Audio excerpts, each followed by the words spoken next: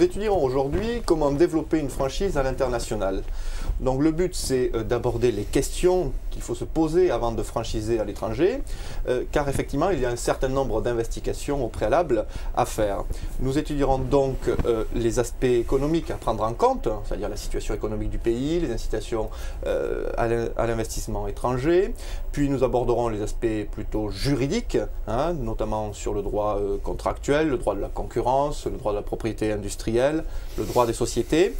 Nous étudierons également les aspects fiscaux et sociaux en cas d'implantation à l'étranger et nous conclurons en matière de douane et d'assurance sur les questions à se poser. Donc pour en parler avec nous aujourd'hui, Olivier Gast, bonjour. Bonjour. Donc vous êtes conseil expert en franchise à l'international, oui. Après une carrière de plus de 30 ans en tant qu'avocat. Oui. Vous êtes implanté aujourd'hui au Luxembourg, oui. Et vous aidez de nombreux dirigeants et franchiseurs oui. dans leurs projets. Donc pour commencer sur le sujet qui nous intéresse, donc la franchise à l'étranger, pouvez-vous nous dire quelles sont les investigations préalables d'ordre non juridique dans un premier temps qu'il faut se poser avant de s'implanter dans un pays étranger? Écoutez, bien sûr, mais au préalable, je voudrais juste dire qu'un réseau de franchise qui a bien réussi en France doit, par définition, s'intéresser à l'international, parce que sinon, il va être cornérisé par la crise économique. En France. Le marché est plus suffisant. Voilà, mais plus que plus suffisant. Dramatiquement, la marée s'en va. Et les gens, s'ils ne vont pas chercher les marchés là où ils sont dans le monde, eh bien, ils ne pourront pas se développer. Donc aujourd'hui, bien que je sais que les entrepreneurs français n'aiment pas tellement s'internationaliser, je parle des PME, il va falloir qu'ils le fassent. Et aujourd'hui, toutes les technologies, Internet, les iPhones, les iPads, toute la connaissance est à la disposition de tout un chacun, gratuitement quasiment. Donc aujourd'hui, une PME peut avoir les meilleurs conseils comme avaient les multinationales il y a 30 ans. C'est une révolution. Parce qu'aujourd'hui, on peut apporter des conseils et expliquer à un jeune franchiseur qui a réussi en France comment s'implanter, par quel pays s'implanter. Mais on voit bien des comparaisons qui sont un petit peu, je dirais, tristes aujourd'hui. Parce que quand on voit une chaîne comme Pomme de Pain, qui est une sandwicherie française qui marche bien en France, qui a été rachetée par des fonds, etc., qui a quand même 150 franchisés en 25 ans. À côté, vous avez Subway, qui aussi s'est lancé à une trentaine d'années et qui en a 40 000 dans le monde. Alors pourquoi est-ce que Pomme de Pain n'est pas allé à l'étranger? Pourquoi est-ce que Quick, qui est quand même pas mal, mais ils n'en ont que 500, pourquoi ils ne sont pas allés plus à l'étranger que la Belgique, la France, la Suisse? Pourquoi? C'est des questions que je pose. Est-ce que c'est dans notre état d'esprit français? Est-ce qu'on a peur d'aller à l'étranger? Est-ce qu'on a... Alors, il y a des problèmes comment dirais-je, de technique aussi, parce que, par exemple, en propriété intellectuelle, parce que c'est la première chose à laquelle on doit penser quand on veut aller à l'étranger, c'est déposer ses marques. Eh bien, figurez-vous qu'une fois sur deux, les marques ne sont pas déposées. Alors, évidemment, une fois sur deux aussi, il y a quelqu'un d'autre qui l'a déposé dans le pays. Ah, alors il faut racheter la marque, il faut payer, donc ça coûte 3 fois plus cher.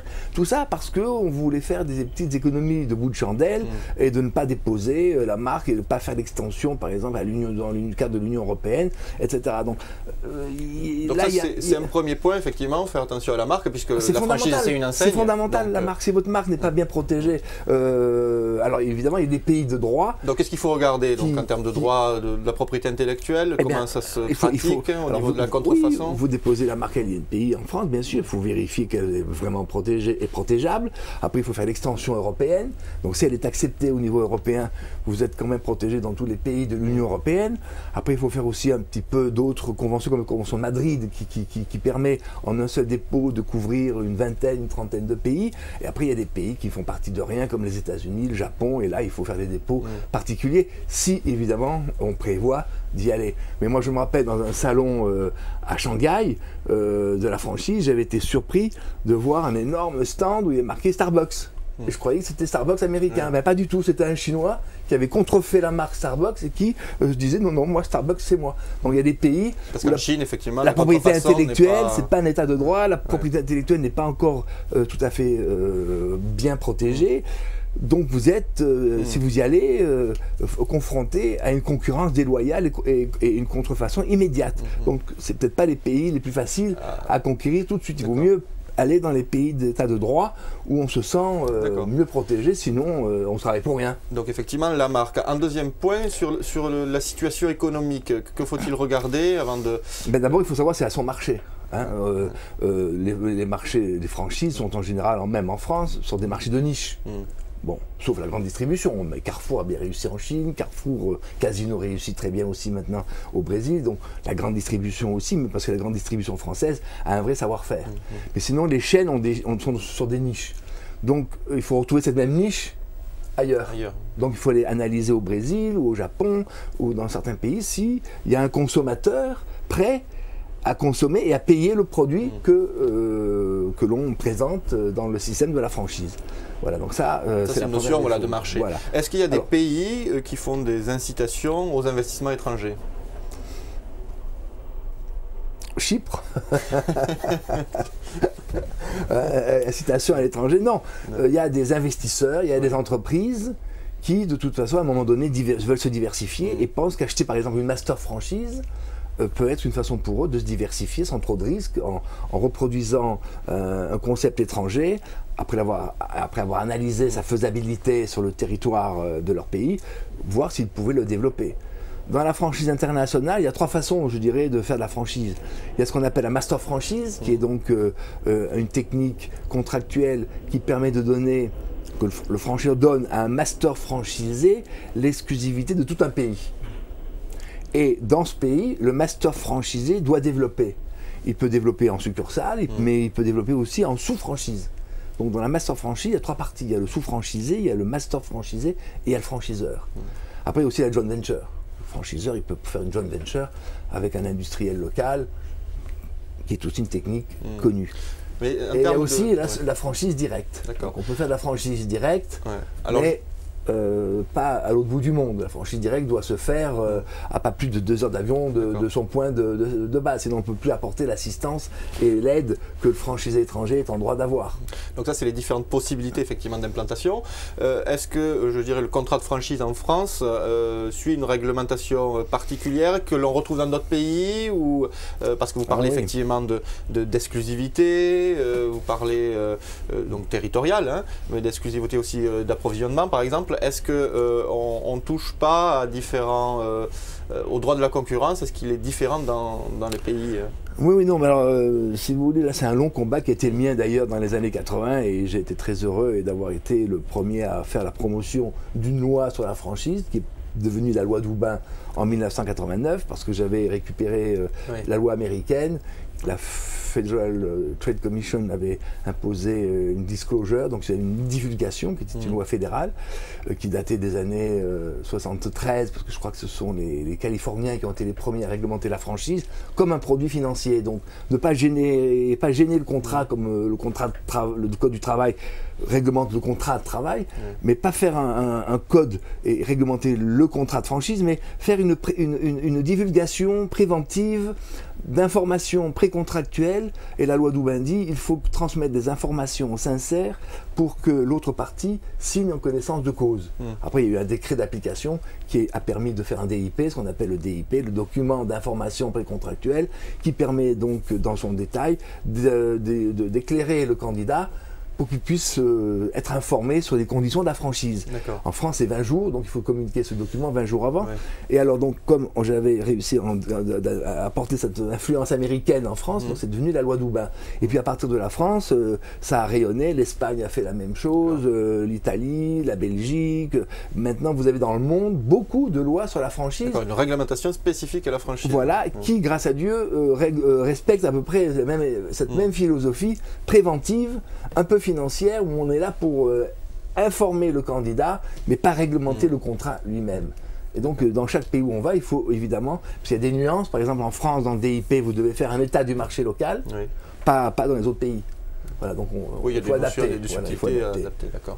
Voilà. Donc, puisqu'on est sur le plan juridique, à l'étranger également, hors réglementation spécifique à la franchise, sur quel point il faut porter l'attention au préalable avant de s'implanter? C'est-à-dire, est-ce qu'il y a du droit au niveau des droits de société, au niveau des règles de concurrence?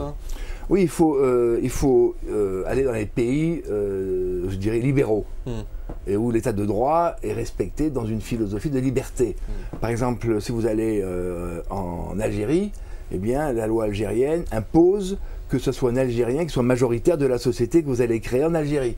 Alors, c'est un peu embêtant quand même, parce que vous ne contrôlez pas votre développement. Le majoritaire algérien, à un moment donné, peut vous faire du chantage.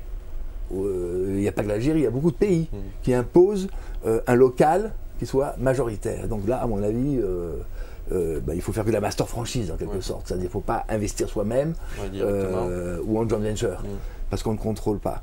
Il faut donc, et puis il y a des pays, il faut surtout vérifier aussi, il y a beaucoup de pays qui ont des contrôles de change et qui donc vous empêchent, vous interdisent de récupérer des royalties sans avoir eu l'autorisation préalable du gouvernement. Donc là, il faut demander l'autorisation préalable et voir si c'est faisable. Hein, je me rappelle, moi, à Taïwan, il y a 20 ans, j'étais allé là-bas pour voir, et bien, il y avait un contrôle d'échange qui fait qu'on ne pouvait pas sortir, c'était pour Quick à l'époque, le royalty du territoire. Donc il fallait demander l'autorisation. Et l'autorisation, c'était de dire, le contrat de franchise, ils ne connaissaient pas, il fallait séparer la licence de marque du transfert de savoir-faire technique, du know-how technique. Voilà, donc on avait reconditionné le contrat pour pouvoir dire, eh bien, pour le transfert de savoir-faire technique, on pouvait sortir les royalties que le master devait nous payer. Donc c'est compliqué quand même. Oui. Donc il vaut mieux aller dans les pays, je dirais, un peu, l'Union européenne évidemment c'est facile, l'Amérique du Nord c'est facile, l'Amérique du Sud maintenant c'est assez ouvert, un peu plus, mais il y en a encore qui imposent un contrôle d'échange, donc si vous ne pouvez pas récupérer vos royalties, bon. Donc dans le cadre d'une implantation, effectivement, ce sont des éléments qui vont nous permettre de dire on va en ligne directe, ou on va en filiale, ou on va en succursale. Ou en joint venture, ou en master franchise, absolument. On s'adapte. Et il faut savoir aussi qu'aujourd'hui, en master franchise, on peut en trouver, il y a plusieurs façons de les trouver, mais par exemple, vous pouvez aller, il y a des salons de la franchise dans le monde entier aujourd'hui. Je crois qu'il n'y en a pas, il y a dans le monde entier, tous les week-ends, il y a un salon quelque part. C'est quand même incroyable.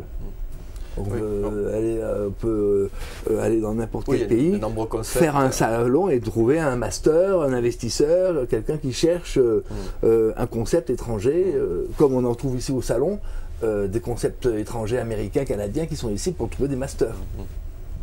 Donc aujourd'hui, le business de la franchise est devenu quasiment universel. Mondial. Ce qui est assez sympathique pour des petites entreprises, parce que c'est un monde de petites entreprises. Les succursales n'aiment pas les multinationales n'aiment pas la franchise, ils préfèrent le faire eux-mêmes, ils ont assez d'argent pour le faire eux-mêmes. Oui, ils le font en interne. Par filiale, voilà. Donc pour une implantation également, il y a des risques ou des aspects fiscaux et sociaux à regarder en fonction des pays. Quand on connaît la France, je pense que partout où on va, c'est plus facile. Pour répondre facilement, il y a beaucoup moins de charges, il y a beaucoup moins de tracas sur le code du travail. Est-ce que le contrat, est-ce que c'est une requalification du contrat de franchise en contrat de travail? Il n'y a qu'en France qu'on voit ça. Bon, mais il y a d'autres soucis quelque part aussi. Tout n'est pas non plus facile ailleurs.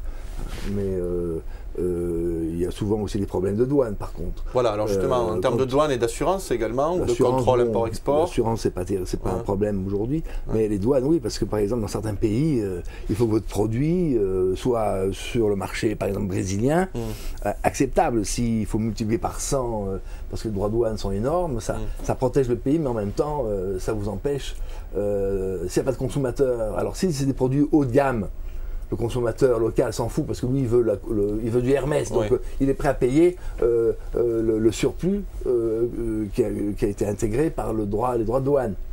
Mais si c'est pas du luxe, et si ça fait que le prix public est trop cher, vous êtes hors du marché et vous ne pouvez pas y aller. Donc ça c'est quand même presque la première question qu'il faut se poser, à laquelle il faut se poser. Avant de choisir le pays.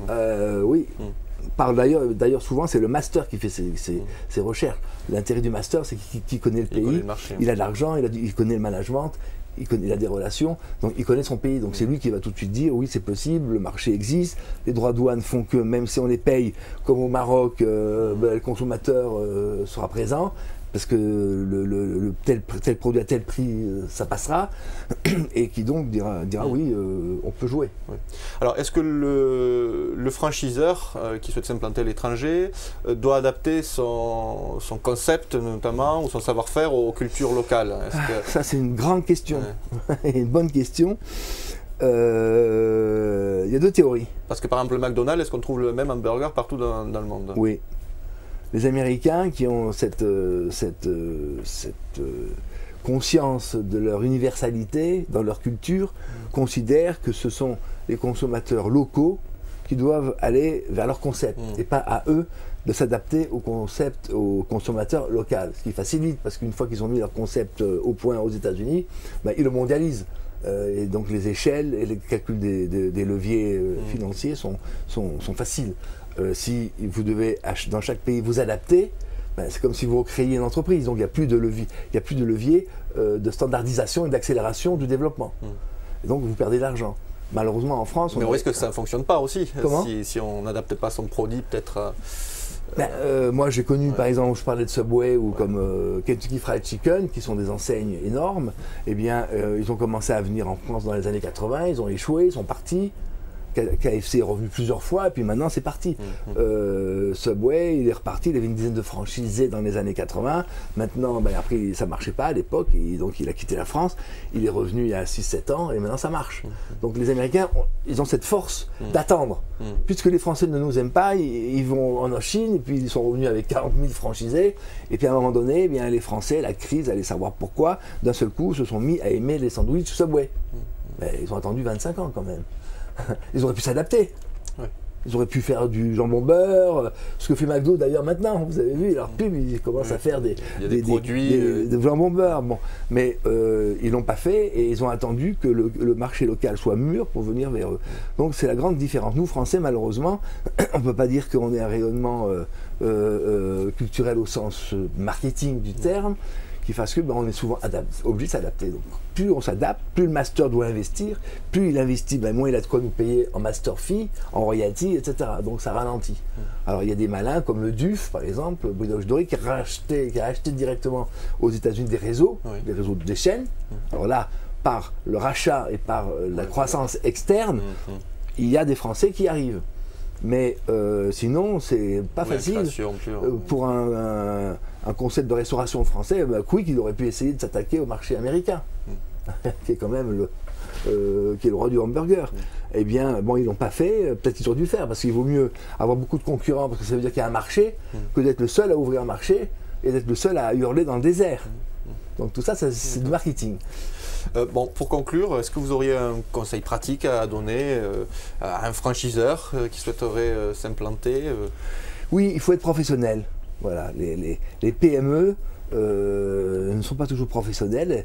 Elles le sont devenues sur le marché français, mais pas à l'international. À l'international, je ne sais pas pourquoi, elles commettent des erreurs enfantines.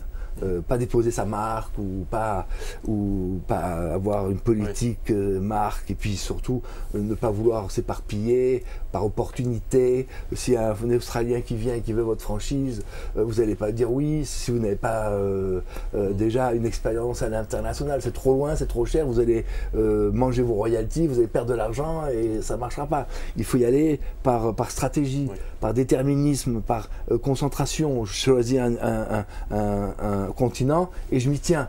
Et quand j'aurai couvert ce continent, j'irai ailleurs. J'y vais par méthode. Les Français n'aiment pas la méthode. Alors ils y vont par opportunisme parce qu'ils sont contents de dire tiens, j'ai un point de vente au Japon, j'ai un point de vente en Chine. Mais on ne gagne pas d'argent comme ça. Oui, donc il faut être professionnel. Voilà. Olivier Gast, merci beaucoup pour toutes ces explications. Merci à vous.